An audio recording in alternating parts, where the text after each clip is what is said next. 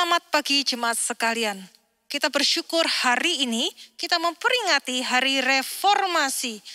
504 tahun yang lalu salah satu tokoh gereja yaitu Bapak Martin Luther tetap tegak memegang kebenaran firman Tuhan. Dan kita bersyukur Tuhan kita adalah Allah yang hidup, yang selalu memegang firman-Nya dan kesetiaannya. Sehingga saat ini kita dapat menyembahnya dan memujinya. Mari jemaat sekalian, kita yang dipanggil oleh Tuhan di pagi hari ini untuk menyembah Dia. Kita datang dengan rasa penuh ucapan syukur dan rasa hormat kepada Tuhan. Dimanapun Anda berada, di Surabaya, Indonesia ataupun di luar negeri, kami menyambut dengan hangat kehadiran saudara sekalian. Selamat beribadah.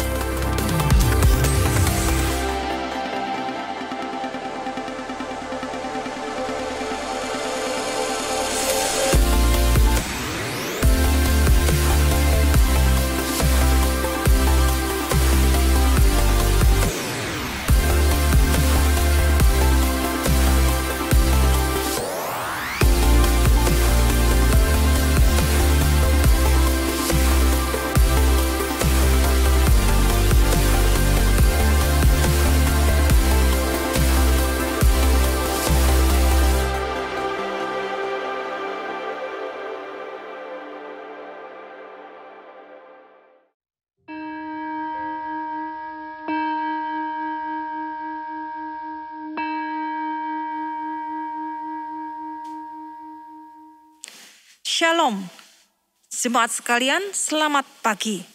Kita bersyukur setiap kita telah dipanggil oleh Allah untuk datang menyembahnya hari ini. Dan hari ini kita memperingati hari reformasi tepat 504 tahun yang lalu. Anak Tuhan yang mencintai firman dan kebenaran berdiri di atas segala dusta dan tipu muslihat iblis. Kita telah dipanggil menjadi anak Allah hanya semata-mata anugerah Tuhan. Sola gratia. Bukan karena usaha atau kerja keras kita. Sebab itu mari kita datang kepada Tuhan dengan penuh kerendahan hati. Di hadapan Allah yang maha kuasa. Kita berdiri dan mari kita berdiam di hadirat-Nya yang maha kudus.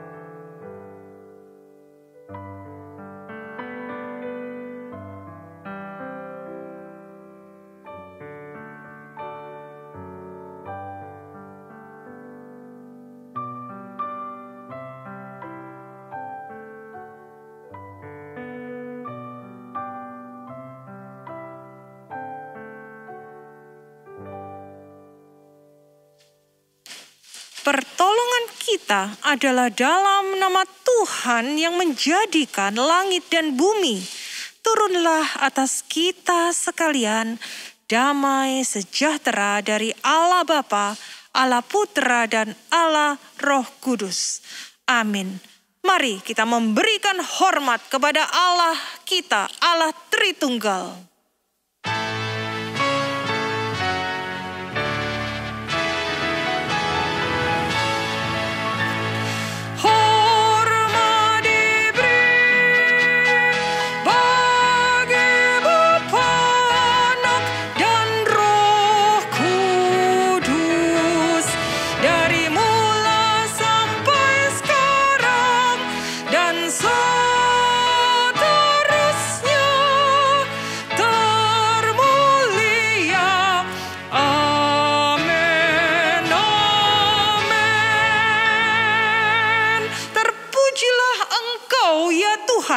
Allahnya Bapa kami Israel dari selama-lamanya sampai selama-lamanya.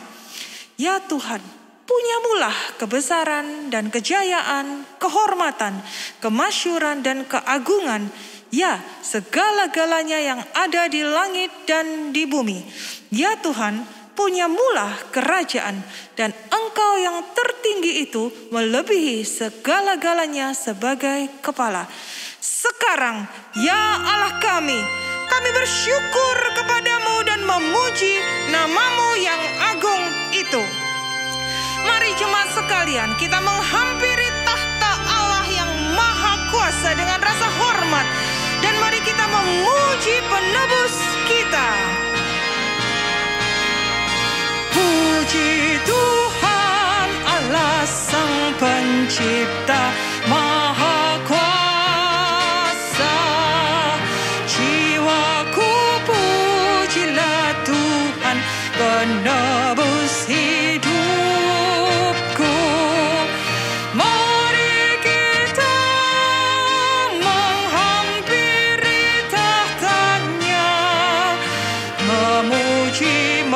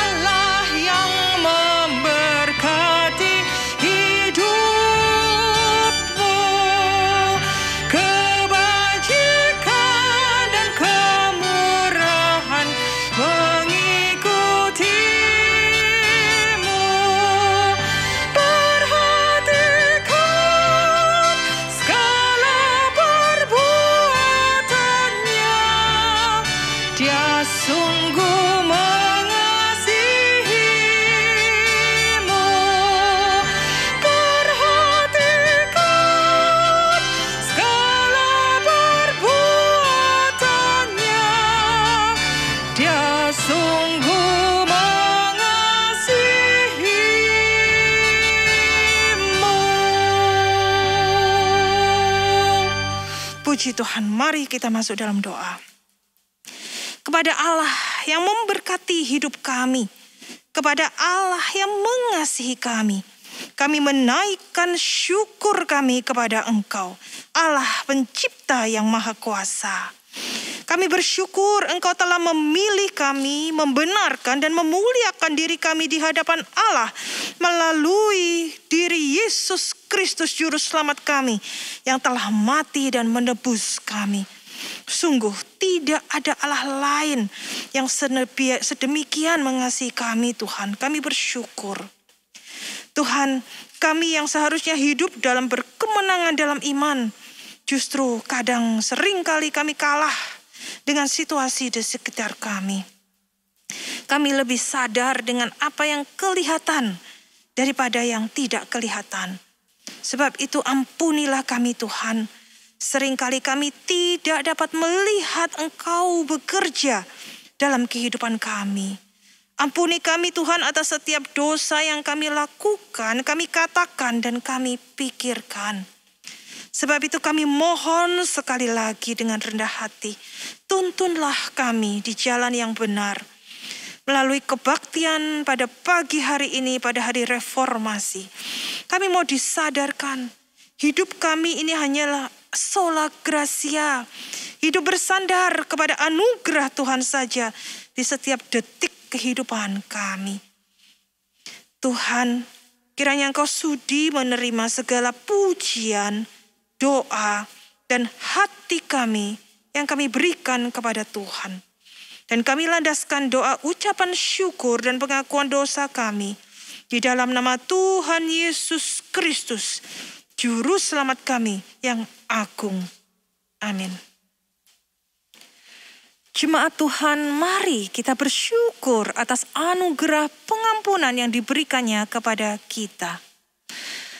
Mika 7 ayat 18-19 mengatakan, siapakah Allah seperti Engkau yang mengampuni dosa dan yang memaafkan pelanggaran dari sisa-sisa miliknya sendiri, yang tidak bertahan dalam murkanya untuk seterusnya, melainkan berkenan kepada kasih setia. Biarlah Ia kembali menyayangi kita, menghapuskan kesalahan-kesalahan kita, dan melemparkan segala dosa kita ke dalam tubir-tubir laut. Berbahagialah setiap kita yang dosanya telah diampuni oleh Allah Sang Maha Pengampun. Jemaat dipersilakan duduk. Sola fide, faith alone, hanya iman. Jemaat sekalian, kita dapat selamat dan mendapatkan hidup yang kekal karena iman kepada Kristus. Faith alone, bukan karena apa yang sudah kita lakukan. Sebab itu mari kita menghidupi iman kita dengan perbuatan yang memuliakan Tuhan, bahkan ketika di masa-masa pengujian iman sekalipun.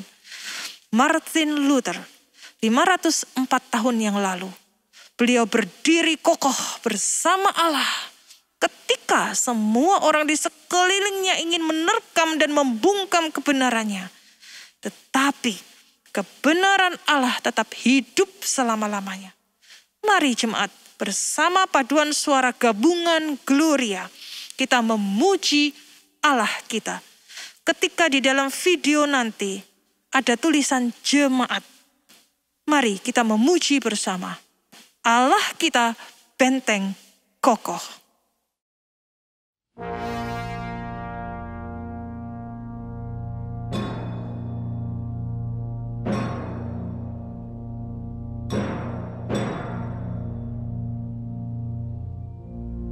Allah kita benteng kokoh, kubu perlindungan teguh,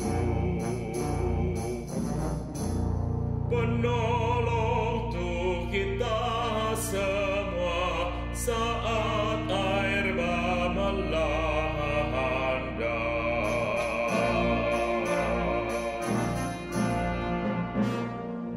Meski musuh kejam menyerang tak henti, ngeri kuasanya dan tipu dayanya, namun Allah tetap menang.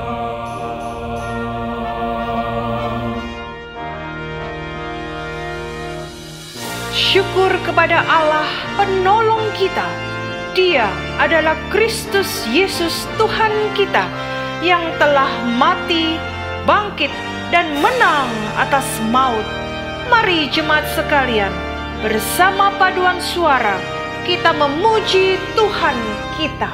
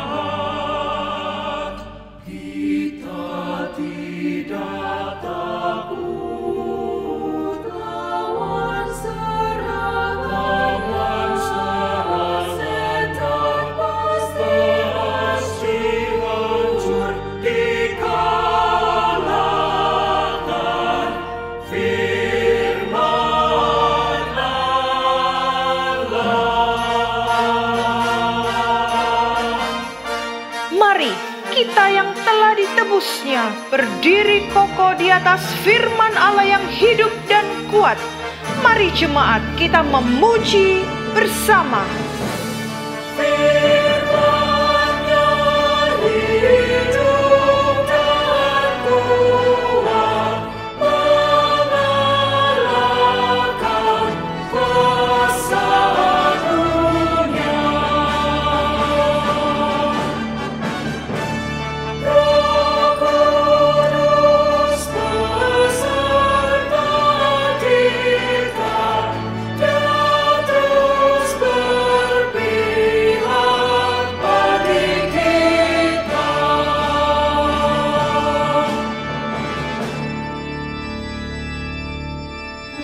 Meski juga harta benda, tubuh pun terbunuh,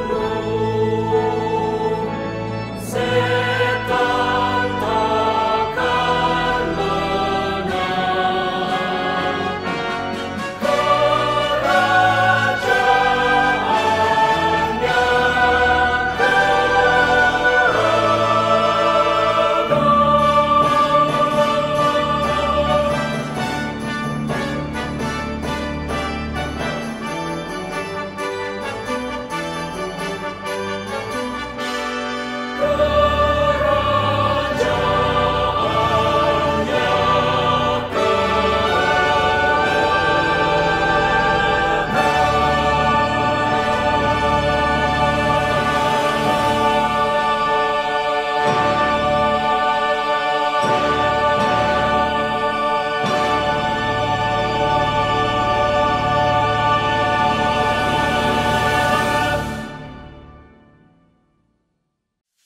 Puji Tuhan, masa reformasi sudah berlalu 504 tahun dan firman Allah tetap kokoh melalui api dan masa sulit, tetapi tetap kekal karena Dia adalah Allah sesungguhnya.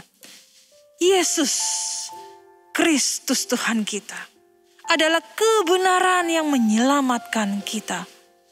Mari kita katakan dengan ucapan syukur melalui lagu ini. Kita pujikan bersama. Terima kasih Tuhan, Kau menyelamatkanku. Terima kasih Tuhan.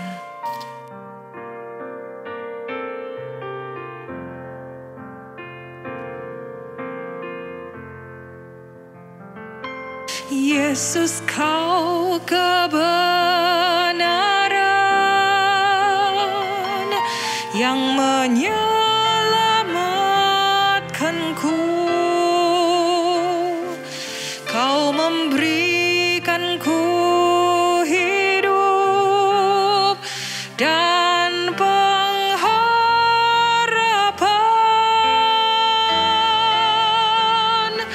Ku ikut kehendak-Mu, ku perlu anugerah-Mu. Ku nyatakan janjiku kepadamu.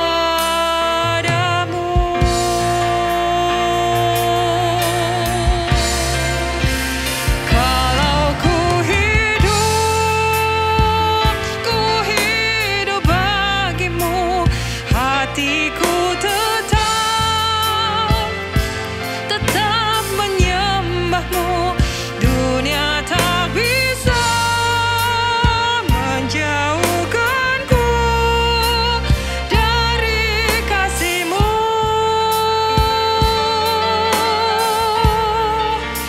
Selama ku hidup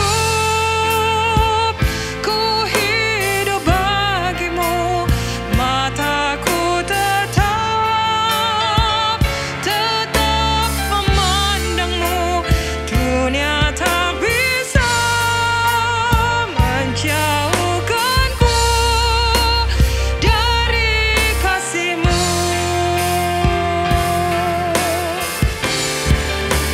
Kalau ku hidup bagimu, hatiku tetap menyembah-Mu. Dunia tak bisa menjauhkanku dari kasih-Mu.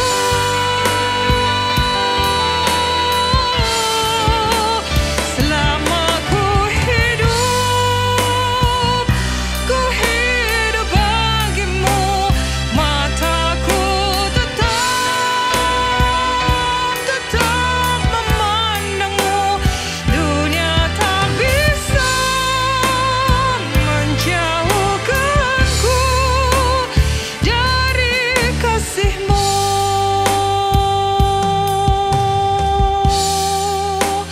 Dunia tak bisa menjauhkanku dari kasih-Mu.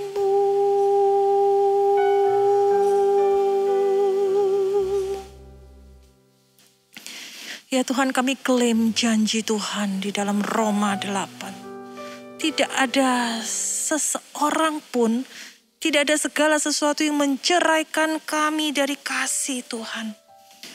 Kami sungguh bersyukur Tuhan, anugerah-Mu yang menyelamatkan kami selama-lamanya. Kami tidak masuk di dalam maut, tetapi kami berpindah dalam hidup kekal, berpindah dalam hidup terang. Dan kami bersyukur ada firman Allah yang kekal selama-lamanya, yang menuntun hidup kami hari demi hari, detik demi detik. Engkau tidak pernah meninggalkan kami. Terima kasih Tuhan untuk anugerah Tuhan yang berlimpah dalam hidup kami. Tuhan, kami menyerahkan iman kami. Kami berdoa untuk keluarga-keluarga jemaat Gloria.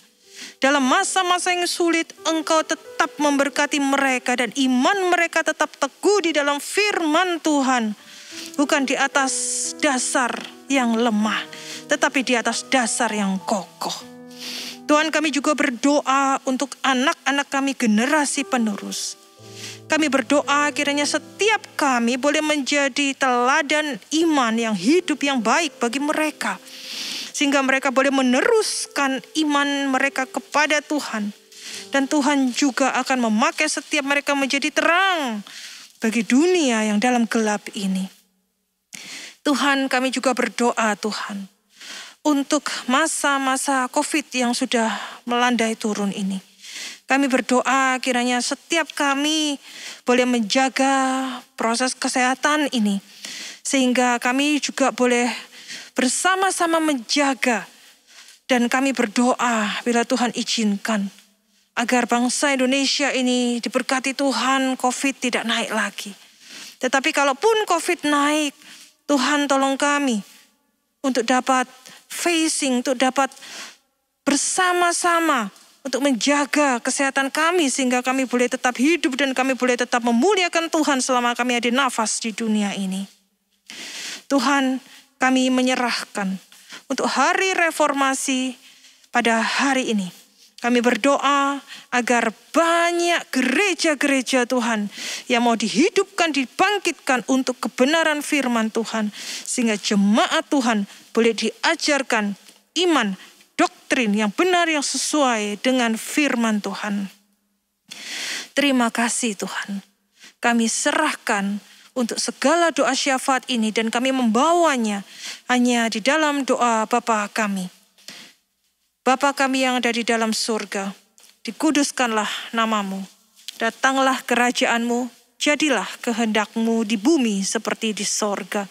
Berikanlah kami pada hari ini makanan kami yang secukupnya, dan ampunilah kami akan kesalahan kami, seperti kami juga mengampuni orang yang bersalah kepada kami. Dan janganlah membawa kami ke dalam pencobaan, tetapi lepaskanlah kami daripada yang jahat. Karena Engkaulah yang empunya kerajaan dan kuasa dan kemuliaan sampai selama-lamanya. Amin. Mari jemaat, kita berdiri di tempat kita masing-masing dan mengucapkan pengakuan iman rasuli. Dan karena hari ini hari reformasi, maka saya mengajak setiap kita untuk menaruh tangan kanan di dada kita dengan mengucapkan pengakuan iman rasuli dengan sungguh-sungguh.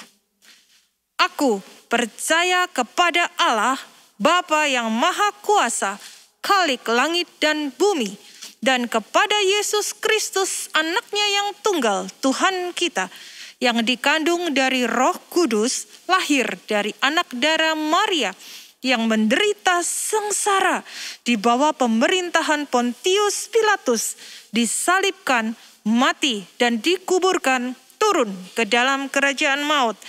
Pada hari yang ketiga, bangkit pula dari antara orang mati, naik ke sorga, duduk di sebelah kanan Allah, Bapa yang Maha Kuasa, dan dari sana ia akan datang untuk menghakimi orang yang hidup dan yang mati. Aku percaya kepada Roh Kudus, gereja yang kudus dan am, persekutuan orang kudus, pengampunan dosa, kebangkitan tubuh, dan hidup yang kekal. Amin. Jemaat dipersilakan duduk kembali. Di zaman Israel dulu, sebuah pelita itu adalah seperti semangkuk tanah liat dan segenggam tangan besarnya. Apinya tidak besar, tetapi cukup untuk menunjukkan arah ketika berjalan di dalam kegelapan. Firman Allah adalah penuntun hidup kita. Meskipun saat ini kita tidak bisa melihat big picture of our life, tetapi dengan firman yang menuntun adalah cukup. Sola scriptura. Hanya oleh firman Tuhan kita dapat berdiri kokoh. Bahkan di saat kita kehilangan arah dan pegangan. Karena perkataan Tuhan adalah kekuatan bagi jiwa kita yang rapuh ini. Katakan bersama, firman-Mu Tuhan, pelita bagi kakiku.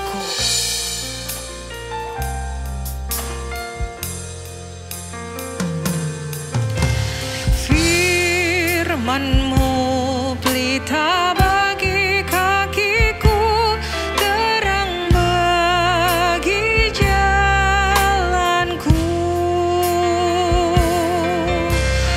Firman-Mu pelita bagi kakiku,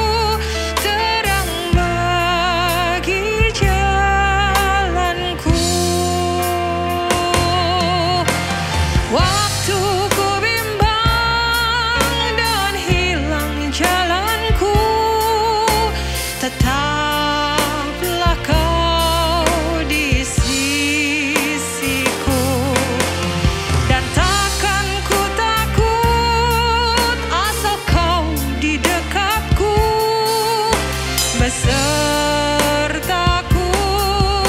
selamanya.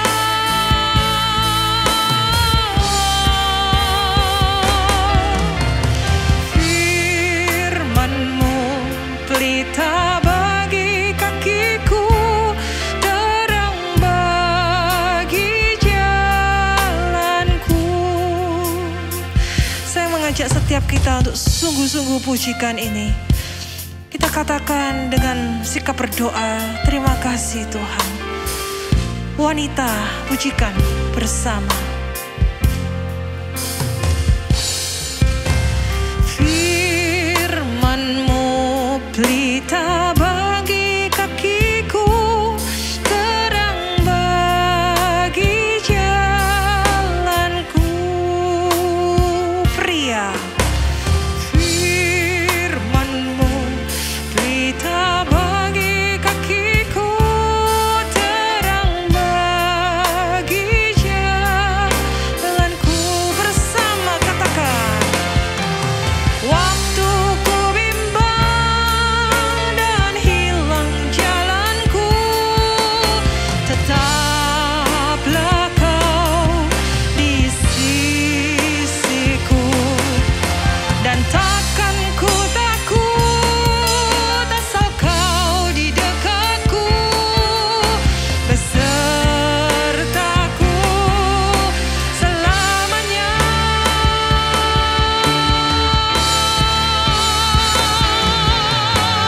Firman-Mu berita bagi kakiku, terang bagi jalanku.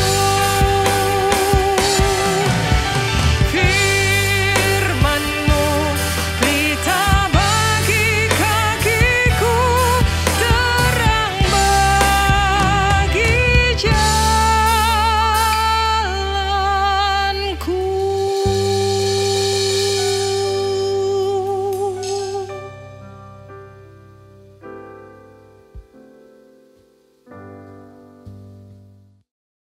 Jemaat Tuhan, mari kita berdoa sebelum kita mendengarkan firman Tuhan. Bapa di surga, kami bersyukur untuk kesempatan yang Tuhan beri kepada kami. Kami bisa diperkenankan Tuhan untuk mendengarkan suara-Mu yang kudus melalui hamba-Mu yang lemah, terbatas, dan berdosa ini.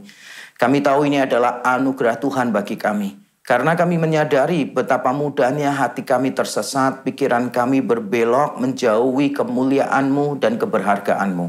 Karena itu kami sungguh perlu setiap waktu diarahkan kembali kepada kesenangan-Mu dan kepada kemuliaan-Mu. Dan kami sangat membutuhkan firman Tuhan. Kami berdoa kiranya nama-Mu dimuliakan dan hati-Mu disenangkan melalui pemberitaan firman Tuhan hari ini. Kami berdoa kiranya Injil Yesus Kristus yang benar dan menyelamatkan, kematian dan kebangkitannya, penebusannya yang sempurna dan beranugerah, kiranya diberitakan sejelas-jelasnya di antara kami.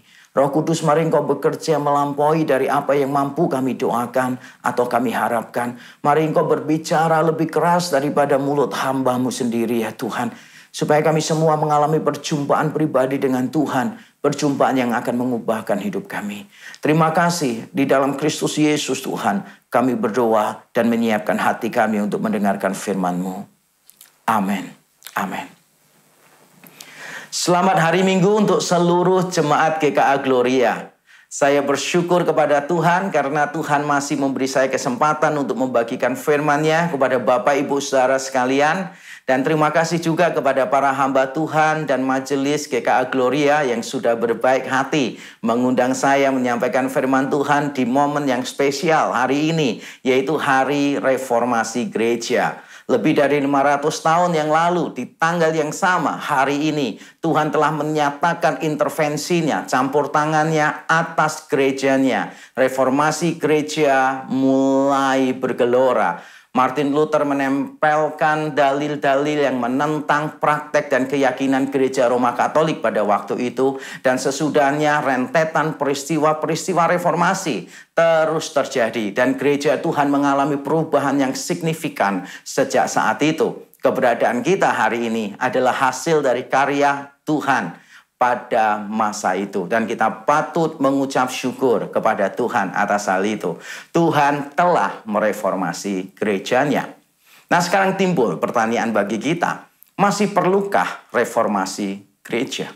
Pertanyaan yang mungkin terdengar aneh bagi kita. Tapi sebetulnya kalau kita memahami bagaimana para teolog memahami reformasi, maka kita tampaknya memang perlu untuk menanyakan pertanyaan ini. Karena di kalangan akademisi ada pemikiran bahwa reformasi gereja abad yang ke-16 lalu adalah sebuah kesalahan yang besar. Itu adalah reaksi yang terlalu berlebihan yang dilakukan oleh Martin Luther, John Calvin, Ulrich Zwingli, dan para reformers yang lainnya. Ada orang yang punya pemikiran semacam itu. Sehingga mereka mengatakan bahwa reformasi yang dulu tidak diperlukan, apalagi reformasi yang sekarang. Atau beberapa mengatakan demikian, reformasi yang dulu adalah salah, reformasi yang dulu adalah keliru. Maka sekarang kita perlu mereformasi ulang dengan cara yang benar.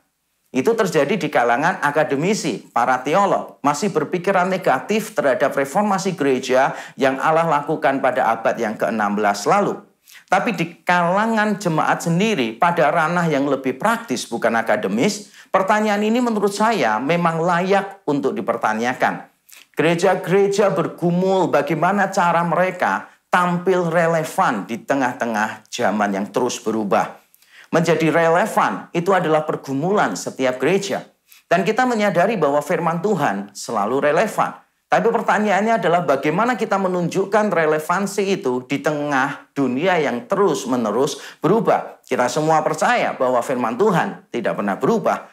Zaman ini yang terus-menerus berubah. Tapi bagaimana kita mengemas firman Tuhan itu untuk zaman yang terus-menerus berubah. Sehingga kita bisa terus-menerus tampil relevan. Pertanyaan ini menjadi pergumulan banyak gereja. Dan jawaban respons gereja terhadap pergumulan tadi ternyata cukup beragam. Di satu sisi ada gereja-gereja tertentu yang menganggap segala bentuk perubahan adalah keliru. Semboyan mereka adalah tidak lekang oleh zaman. Mereka tidak peduli zaman berubah seperti apa, kemasan mereka tetap sama. Isinya tetap sama, tentu saja. Substansinya sama, kemasannya tetap sama, bahasanya tetap sama, segala sesuatunya tetap sama. Karena semboyan mereka adalah tidak lekang oleh zaman. Sehingga gereja-gereja semacam ini pada akhirnya menjadi gereja-gereja yang terbelakang, yang ketinggalan oleh zaman. Sehingga dunia tidak bisa melihat gereja-gereja itu sebagai gereja yang relevan, yang bisa menjawab kebutuhan zaman sekarang. Tapi di sisi yang lain juga terdapat ekstrim. Banyak gereja suka perubahan. Mereka berpikir bahwa menjadi relevan itu artinya adalah membuang segala sesuatunya. Substansinya yang lama dibuang, kemasan yang lama dibuang, dan benar-benar semuanya harus baru. Bagi mereka yang paling penting adalah bagaimana mengikuti zaman. Jadi kalau zaman berbelok ke kanan, mereka ikut ke kanan. Zaman turun, mereka turun, naik, mereka ikut naik. Karena bagi mereka, gereja harus selalu mengikuti perkembangan zaman. Perubahan dianggap sebagai sesuatu yang sangat positif dan harus terus-menerus dilakukan. Mereka sangat mengharapkan penerimaan dari dunia. Menjadi relevan bagi mereka, itu berarti trendy, berarti populer, berarti diterima oleh banyak orang. Nah, gereja-gereja semacam ini pada akhirnya terjebak pada relevansi yang sifatnya superficial, yang cuma ada di permukaan saja.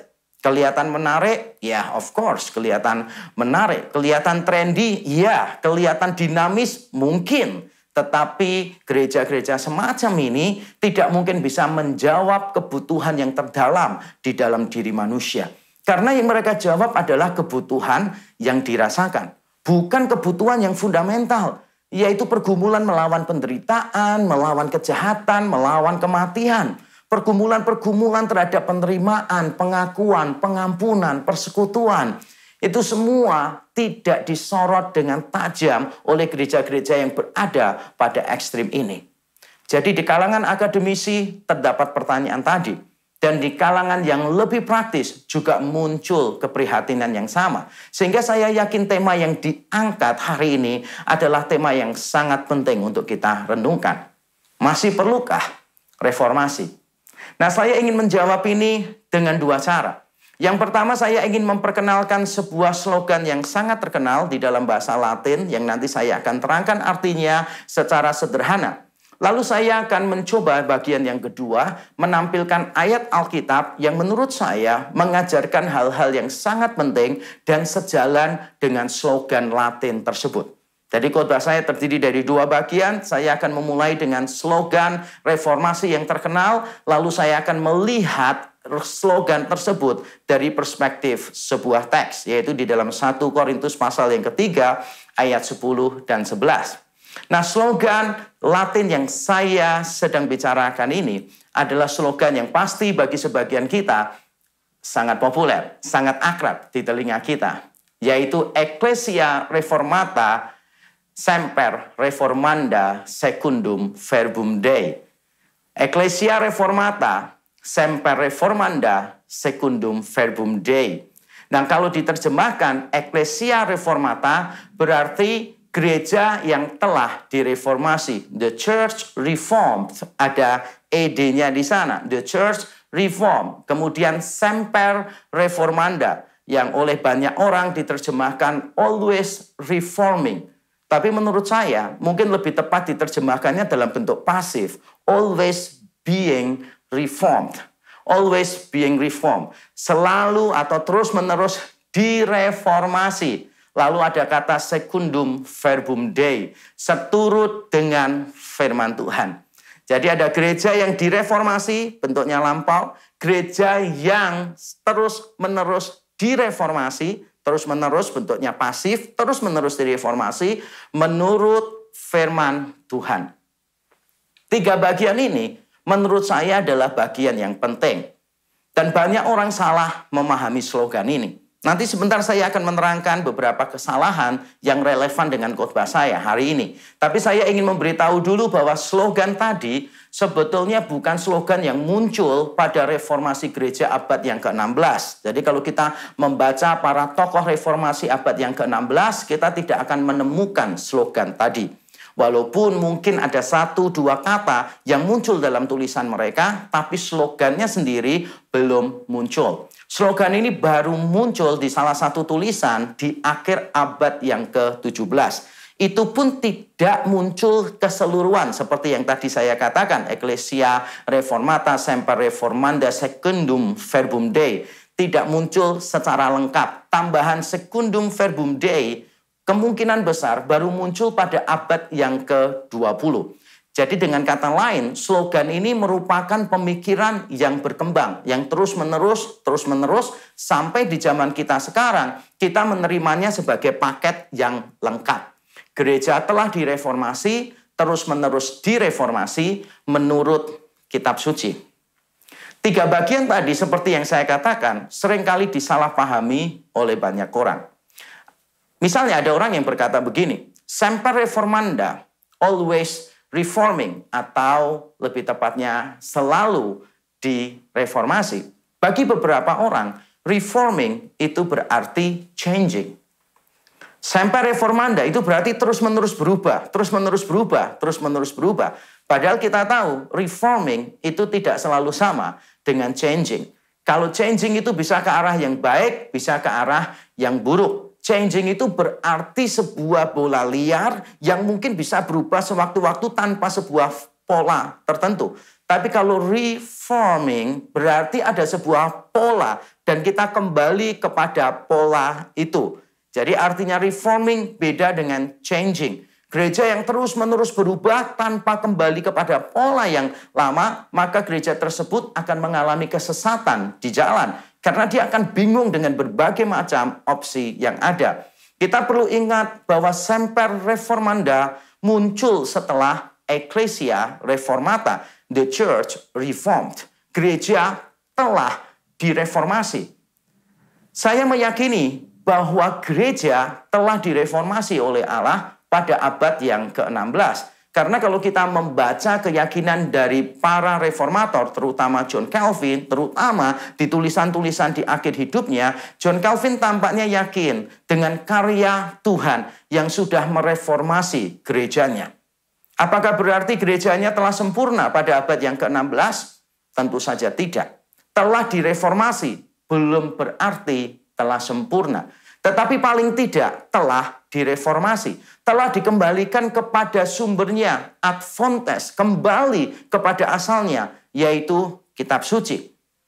Para reformator, terutama John Calvin sebagai seorang penafsir Alkitab yang luar biasa, dia menulis tafsiran hampir seluruh kitab di dalam Alkitab, Perjanjian Lama dan Perjanjian Baru. Luar biasa, penafsir Alkitab yang sangat teliti sekali.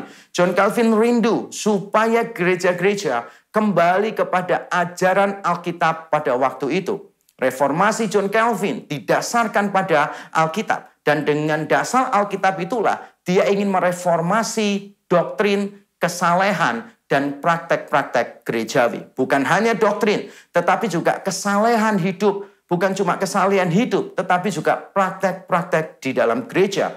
John Calvin meyakini bahwa kitab suci memberikan landasan yang cukup, pedoman yang memadai untuk mereformasi seluruh kehidupan orang-orang Kristen. John Calvin yakin bahwa reformasi telah terjadi. Tetapi bukan berarti gereja telah sempurna. Itulah sebabnya para pemikir reform di periode selanjutnya memperkenalkan semper reformanda, always reforming atau always being reformed. Tapi jangan salah sangka, seperti yang saya katakan tadi, reforming itu berbeda dengan changing. Jadi kita percaya bahwa gereja harus terus-menerus berubah, tetapi berubah di dalam arti mereformasi diri, dan itu berarti kembali kepada pola sebelumnya. Nah, supaya kita tidak salah paham, maka diberi tambahan yang terakhir, yaitu secundum verbum Dei, sesuai dengan firman Allah. Berapa banyak gereja yang hanya getol untuk mempopulerkan dan melakukan semper reformanda. Bagi mereka yang paling penting adalah berubah, dan berubah. Mereka pikir bahwa perubahan adalah sesuatu yang positif pada dirinya sendiri. Tapi sebetulnya slogan tadi tidak mengatakan seperti itu.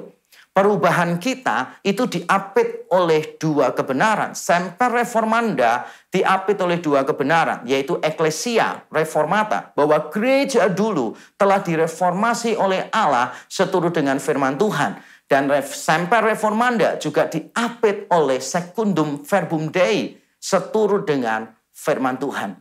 Jadi bagaimana kita sekarang? Apakah kita merengkuh perkembangan zaman? Tentu saja. Tapi tidak kalau kita harus mengorbankan kebenaran firman Tuhan. Nah, prinsip ini sebetulnya sejalan dengan apa yang akan kita bahas di dalam 1 Korintus 3 ayat 10 dan 11. Izinkan saya membaca untuk Bapak, Ibu, Saudara sekalian. 1 Korintus 3 ayat 10 dan 11. Sesuai dengan kasih karunia Allah yang dianugerahkan kepadaku, aku sebagai seorang ahli bangunan yang cakap telah meletakkan dasar dan orang lain membangun terus di atasnya. Tetapi tiap-tiap orang harus memperhatikan bagaimana ia harus membangun di atasnya. Karena tidak ada seorang pun yang dapat meletakkan dasar lain daripada dasar yang telah diletakkan, yaitu Yesus Kristus. Amin. Amin. Bagian ini ditulis oleh Paulus di tengah sebuah krisis pada waktu itu. Paulus adalah perintis jemaat Korintus. Setelah Paulus pergi, maka orang-orang lain berdatangan ke sana. Termasuk salah satunya adalah Apolos dan nama-nama lain yang tidak disebutkan oleh Paulus. Di dalam pasal yang keempat, Paulus mengatakan bahwa dia adalah bapak rohani, satu-satunya bapak rohani jemaat Korintus. Dalam arti dia adalah yang merintis, yang memperkenalkan Injil kepada mereka. Tetapi jemaat Korintus di pasal 4 juga dikatakan walaupun mereka punya bapak yaitu Paulus, tetapi mereka punya ribuan pengajar. Ada banyak orang yang datang setelah Paulus. Dan ini tampaknya sempat menimbulkan masalah di dalam jemaat Korintus. Mereka terpecah belah. Mereka terlibat di dalam perselisihan. Mereka melakukan favoritisme pemimpin. Ada yang mengatakan aku golongan Paulus, aku golongan Apolos, aku golongan Kefas, dan aku golongan Kristus, golongan-golongan yang lain. Ada begitu banyak golongan di sana. Nah, jemaat Korintus menganggap bahwa banyaknya para pelayan Tuhan adalah sumber persoalan. Dan mereka berusaha untuk mengontraskan orang-orang tersebut. Sehingga seolah-olah perbedaan itu selalu dipahami sebagai pertentangan. Dan Paulus ingin menjelaskan kepada mereka bahwa perbedaan tidak selalu bertentangan. Di perikop sebelum ayat yang kita baca, Paulus menjelaskan hubungannya dengan Apolos seperti seorang petani atau peladang. Paulus itu yang menanam benih, Apolos itu yang menyiram. Paulus datang duluan, dia yang menanam benih, Apolos yang menyiram. Tapi yang paling penting bukan yang menanam benih atau yang menyiram, tetapi Allah yang memberikan pertumbuhan. Paulus merespon perbedaan dia dengan Apolos secara positif. Dia mengatakan bahwa baik dia maupun Apolos adalah sesama pelayan Tuhan. Lalu bagaimana dengan pengajar-pengajar yang lain selain Apolos? Nah, Paulus mencoba untuk menyinggung itu melalui ayat yang kita baca tadi. Paulus mengatakan bahwa dia sebagai seorang ahli bangunan yang cakap oleh kasih karunia Tuhan, dia telah meletakkan dasar, satu-satunya dasar, yaitu Yesus Kristus. Dan orang-orang lain akan terus membangun di atasnya. Jadi Paulus sebetulnya memberi ruang bahwa pelayanan dia itu bukan dari A sampai Z. Allah di dalam kedaulatannya dan di dalam anugerahnya telah menetapkan porsi tertentu untuk orang tertentu. Dan Paulus sadar benar porsinya dia seperti apa. Dan dia mengatakan sesuai dengan kasih karunia Allah yang dianugerahkan kepada dia. Yaitu sebagai pekabar Injil, sebagai perintis jemaat yang pergi ke tempat-tempat yang belum pernah mendengarkan Injil. Maka Paulus di sana sesuai dengan kasih karunia, sesuai dengan panggilan yang khusus itu, tugas utama Paulus adalah meletakkan dasar, meletakkan fondasi di dalam sebuah gereja atau jemaat Tuhan. Paulus sadar itu adalah porsi yang Tuhan beri kepada dia. Dan sesudahnya Tuhan pasti akan memakai orang-orang lain untuk membangun terus di atasnya. Tapi Paulus di sini memberikan pengajaran yang luar biasa kepada kita. Dia mengajarkan bahwa fondasi yang didirikan tersebut adalah Yesus Kristus. Yesus Kristus. Dan Paulus mengatakan, aku adalah seorang ahli bangunan yang cakap. Atau kalau dalam bahasa Yunani kita akan menemukan kata arsitek yang berhikmat. Tapi jangan keliru, kata arsitek di sana tugasnya beda dengan arsitek zaman sekarang. Kalau zaman sekarang ilmu semakin berkembang, arsitek tugasnya cuma menggambar saja, tidak turut membangun bangunannya. Itu diserahkan pada ranah sipil gitu, kontraktor yang melaksanakannya. Tetapi pada zaman dulu seorang arsitek biasanya membangun dari A sampai Z.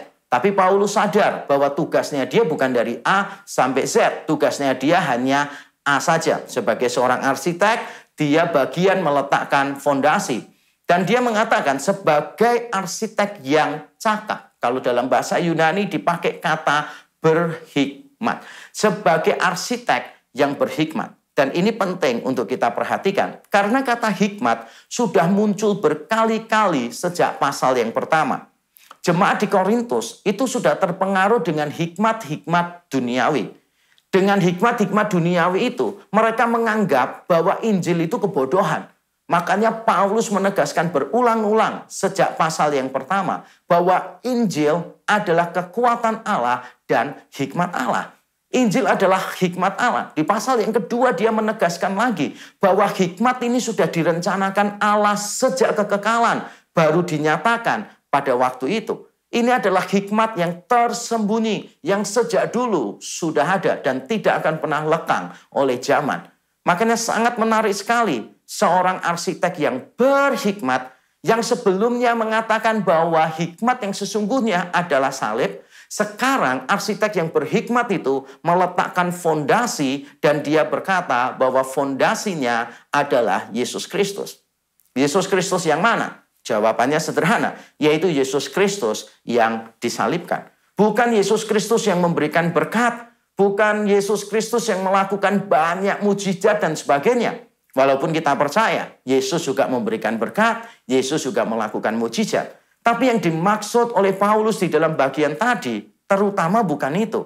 Karena hikmat sebelumnya berkali-kali dikaitkan dengan salib Yesus Kristus, yaitu Tuhan yang disalibkan, Tuhan yang mati bagi kita.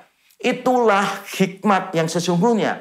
Itulah yang diletakkan oleh seorang arsitek yang berhikmat. yaitu Yesus Kristus. Paulus menegaskan tentang pentingnya fondasi ini.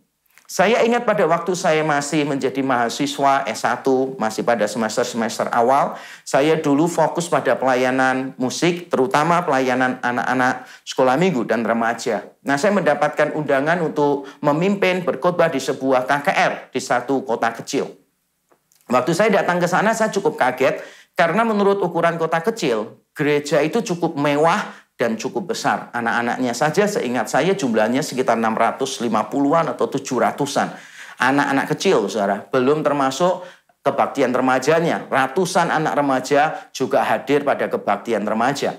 Nah, pada waktu selesai acara-acara KKR tersebut, saya diajak makan oleh gembala sidang dan pengurus gereja.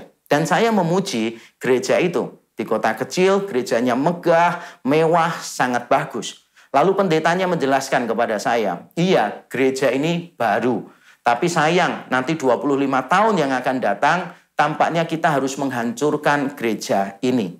Saya kaget mendengar itu, dan saya bertanya, mengapa Pak harus dihancurkan? Dan dia cerita, ternyata pemborongnya, orang yang membangun di situ, entah kontraktornya atau apanya yang terlibat di sana, ternyata kurang jeli dalam menghitung segala sesuatunya. Kurang memperhitungkan gerak tanah, kurang memperhitungkan kekuatan fondasi dan sebagainya. Sehingga setelah jadi dan dites ulang oleh pihak-pihak yang berbeda, ternyata didapati bahwa tanah di situ sering bergerak dengan cukup keras dan fondasinya tidak cukup kuat, sehingga disinyalir pada waktu itu memang antara fondasi dengan dinding dan sebagainya terdapat kemiringan berapa persen dan sebagainya. Saya anak muda yang tidak tahu apa-apa pada waktu itu, pokoknya saya tahunya adalah terjadi masalah dengan fondasinya. Dan harus dirombak total dalam 25 tahun mendatang kalau tidak ingin terjadi hal-hal yang bisa mencelakakan jemaat. Nah, saya tidak tahu apakah setelah 25 tahun mereka punya solusi untuk persoalan itu atau memang benar-benar dirombak. Saya sudah lama tidak pergi ke gereja itu. Tapi cerita ini mengingatkan kepada saya betapa pentingnya fondasi. Betapa pentingnya fondasi. Kita semua perlu fondasi. Karena nanti pada akhirnya rumah itu bukan cuma dilihat keindahannya, tetapi juga diuji kekuatannya. Fondasinya apa?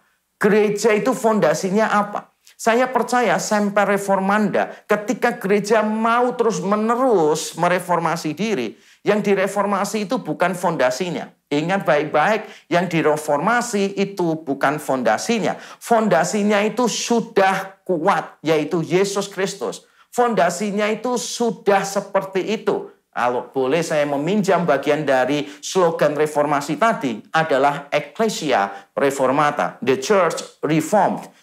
Bentuknya lampau dan itu sudah terjadi. Sama seperti fondasi dari gereja adalah Yesus Kristus sendiri. Yesus Kristus seperti yang disampaikan oleh para rasul yang dicatat di dalam Alkitab. Jadi fondasinya sudah tidak perlu lagi mengalami Semper Reformanda. Jadi apapun yang kita lakukan, kita memastikan bahwa fondasinya tidak boleh diutak-utik sama sekali. Nah, kalau kita sudah tahu fondasinya benar-benar sudah fix, tidak boleh dinegosiasi, tidak boleh dikompromikan, maka kita bisa memikirkan Semper Reformanda di dalam pengertian yang berbeda. Yaitu yang dikatakan oleh Paulus di sini, setiap orang membangun di atasnya. Tetapi bukan setiap orang boleh membangun seenaknya.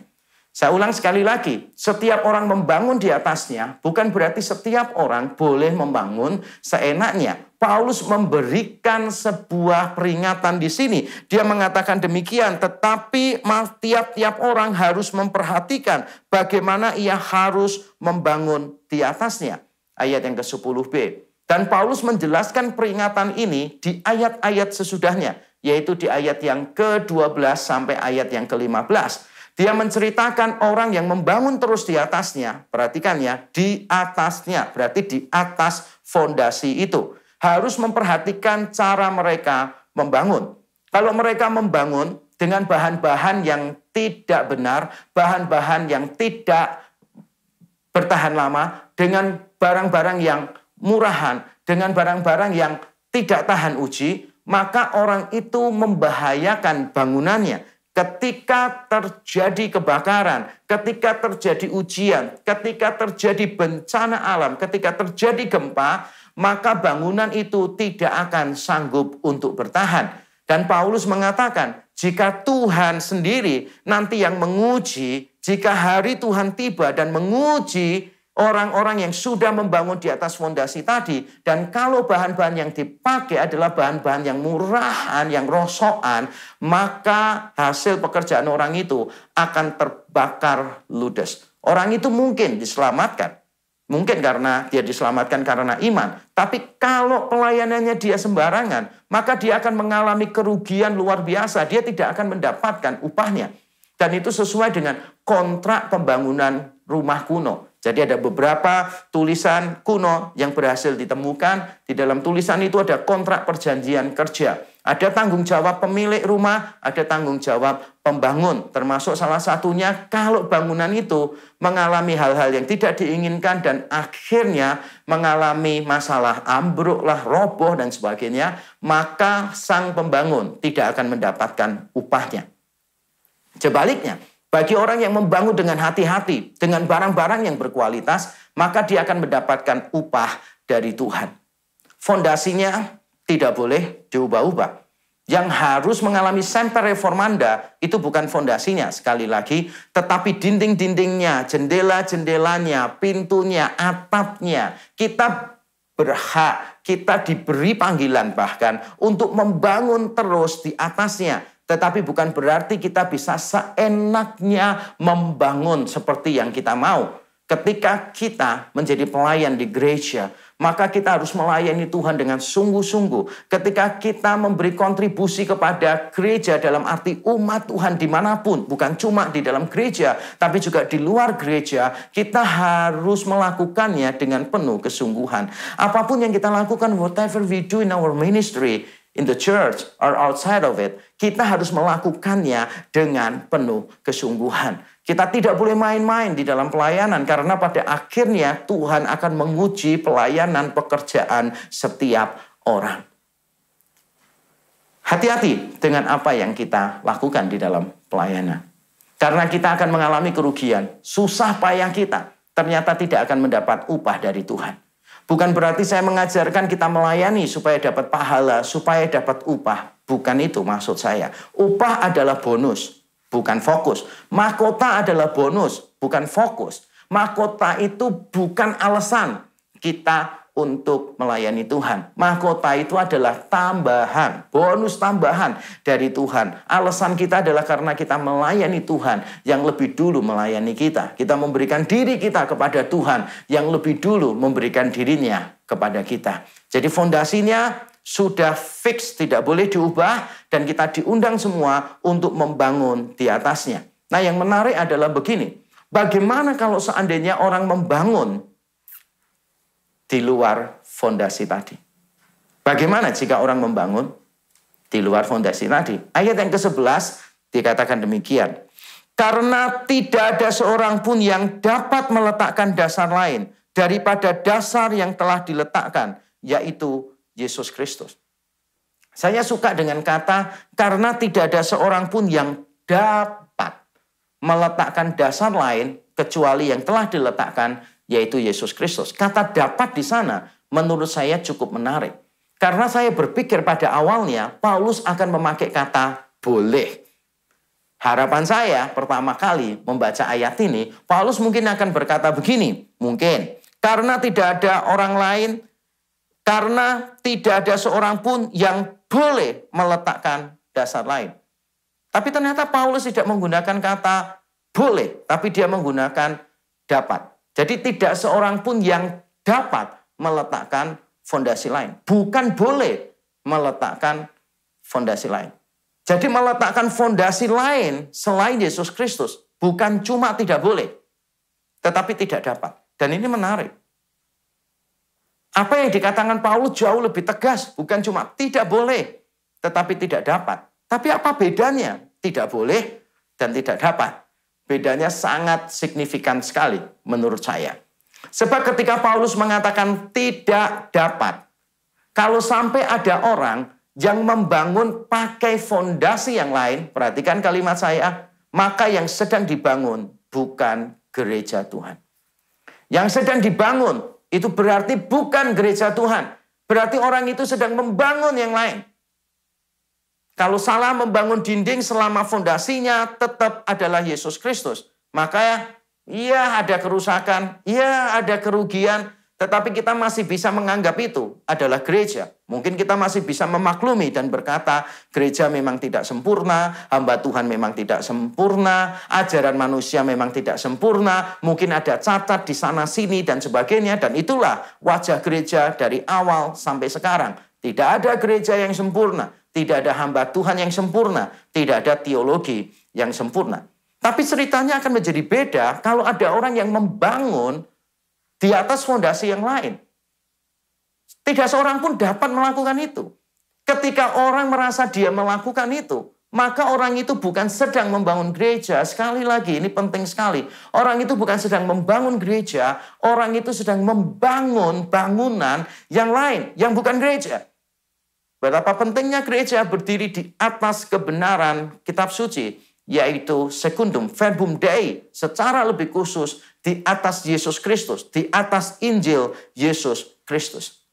Di tempat lain Paulus mengatakan bahwa pertumbuhan rohani yang terjadi di dalam gereja ditandai dengan kesatuan iman dan pengetahuan yang benar tentang anak Allah. Efesus pasal yang keempat. Dia menegaskan di sana bahwa pertumbuhan jemaat ditandai terutama, muncul pertama di daftarnya, adalah kesatuan iman dan pengetahuan yang benar tentang anak Allah. Di luar ini, maka tidak ada gereja.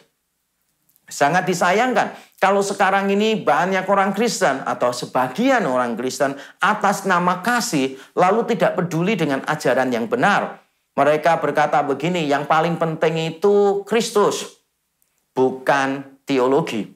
Well, saya setuju bahwa Kristus lebih penting daripada teologi.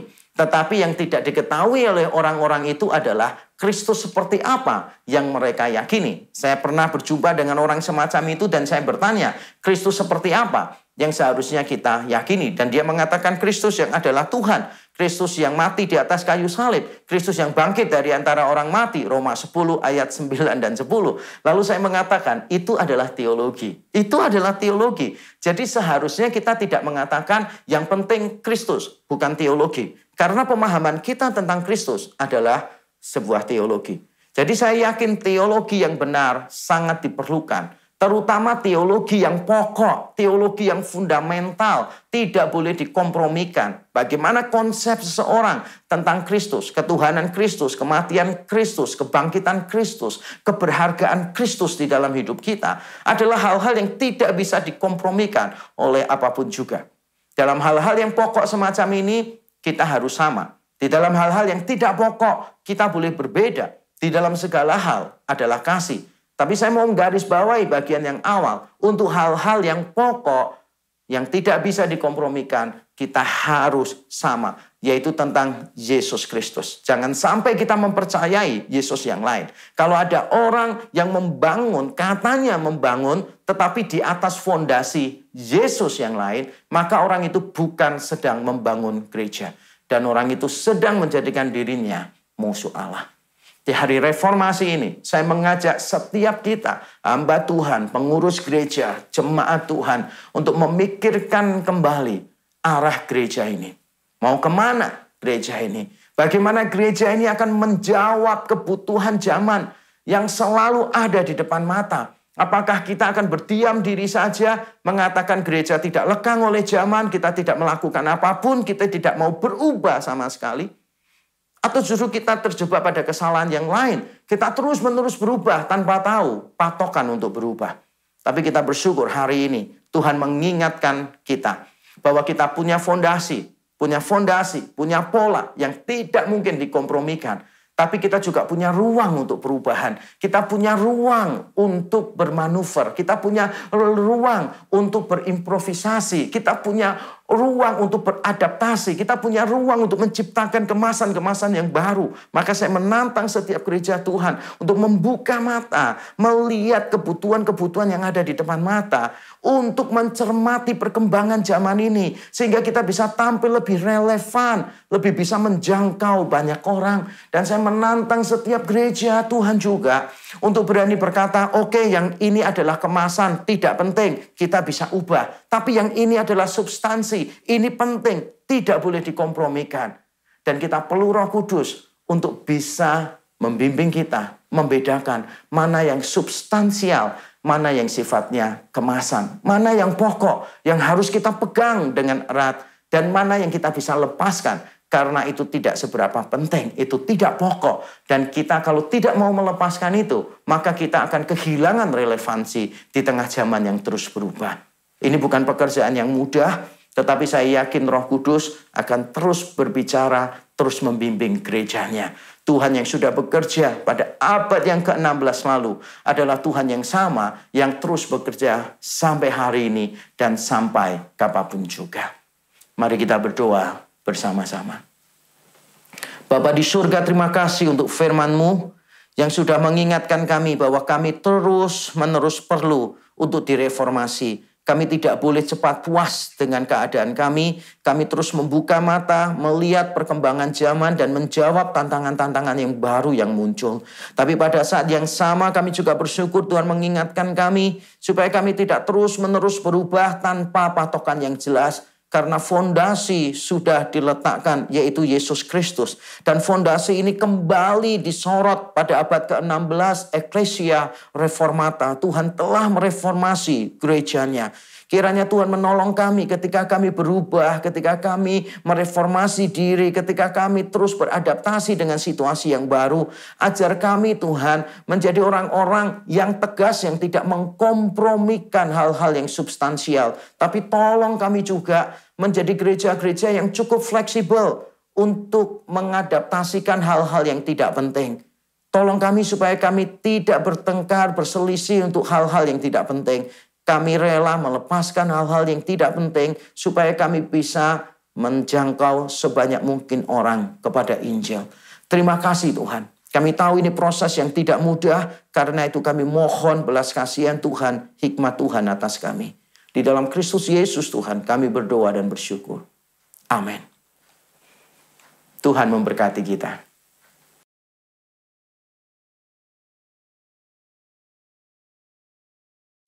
Selamat pagi, jemaat Tuhan yang saya kasih dalam Kristus Yesus. Kita mengucap syukur pada Tuhan karena melalui pertolongannya terhadap berbagai usaha yang dilakukan pemerintah Indonesia, sehingga dapat menekan angka penularan COVID-19 di Indonesia. Dan keadaan ini sungguh menggembirakan.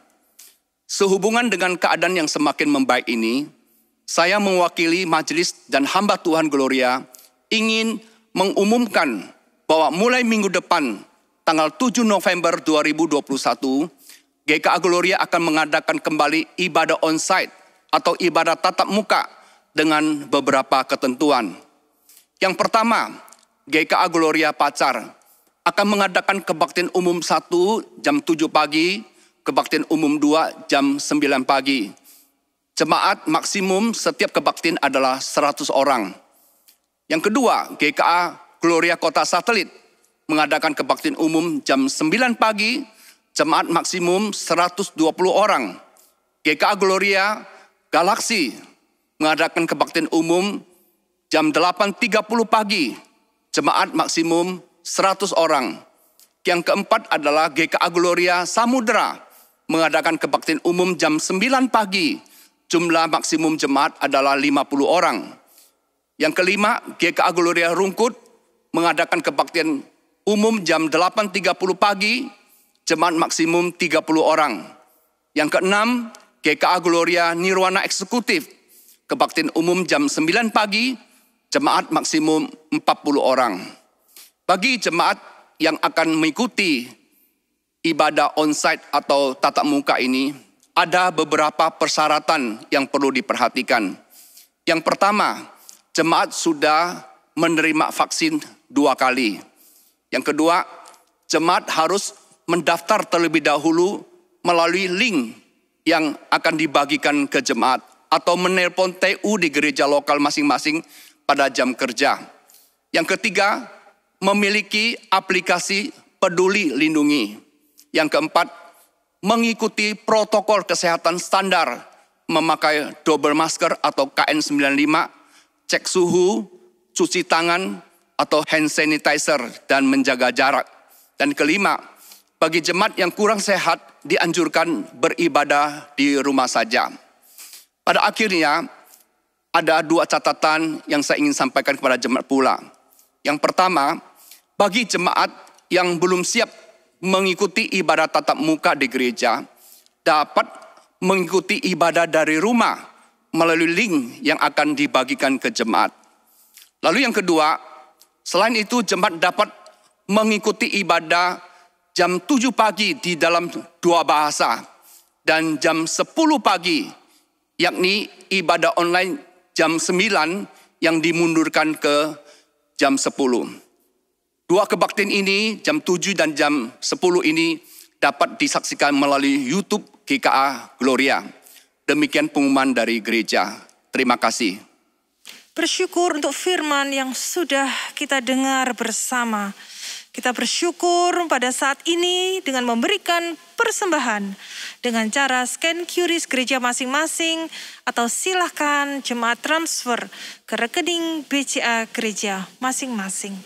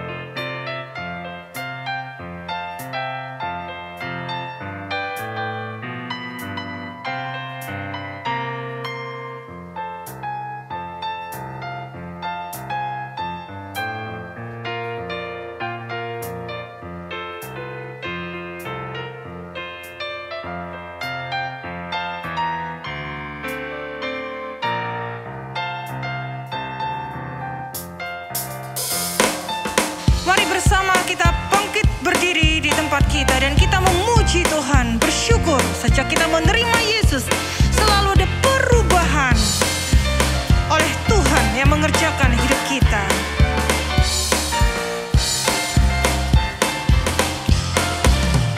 Hidupku ada perubahan yang ajaib sejak Yesus di hatiku. Jiwaku rindu pencerahan terangnya sejak Yesus di hatiku.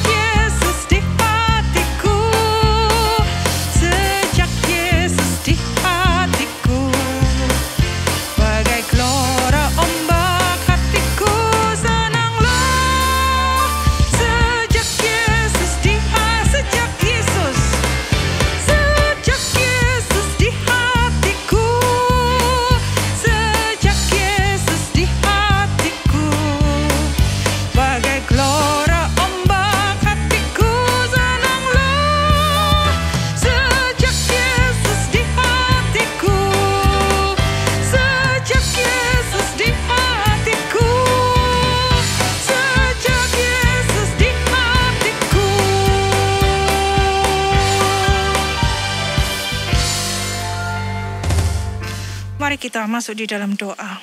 Ya Tuhan, sejak kami menerima anugerah keselamatan itu, kami bersyukur Allah Roh Kudus memimpin hidup kami, sehingga kami boleh terus diubahkan menjadi seperti dan serupa Kristus. Tuhan, melalui hari ini, hari reformasi, kami mau berjanji sekali lagi bahwa hidup kami mau menjalani semper reformata, terus direformasi, diubahkan, dan agar kami, hidup kami yang singkat ini boleh membuahkan buah-buah yang boleh memberkati orang-orang di sekitar kami dan boleh sungguh-sungguh memuliakan nama Tuhan. Bapa, kami menyerahkan sekali lagi hidup kami dengan semua talenta dan pemberian yang Tuhan sudah percayakan kepada setiap kami. Inilah diri kami berikan sebagai persembahan yang hidup, dan uang kami serahkan kepada Tuhan. Di dalam nama Tuhan Yesus Sang Pemberi, kami menyerahkan persembahan ini. Amin. Bagi Dia satu-satunya Allah yang penuh hikmat oleh Yesus Kristus, segala kemuliaan sampai selama-lamanya. Amin.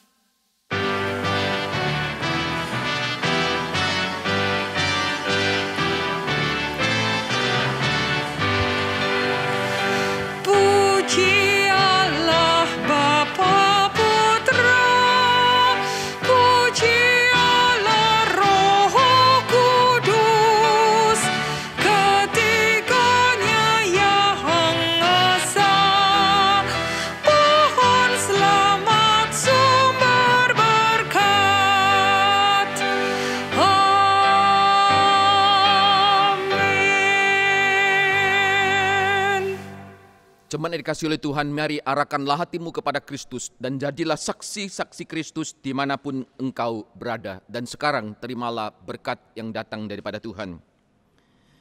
Tuhan memberkati engkau dan melindungi engkau.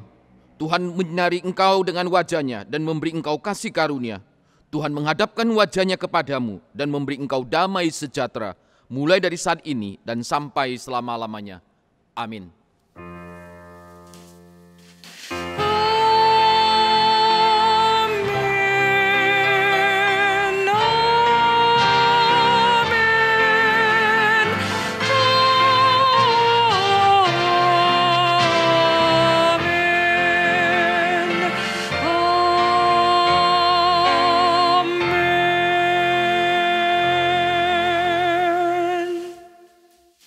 Ibadah kita sampai di sini, jemaat dipersilakan duduk kembali.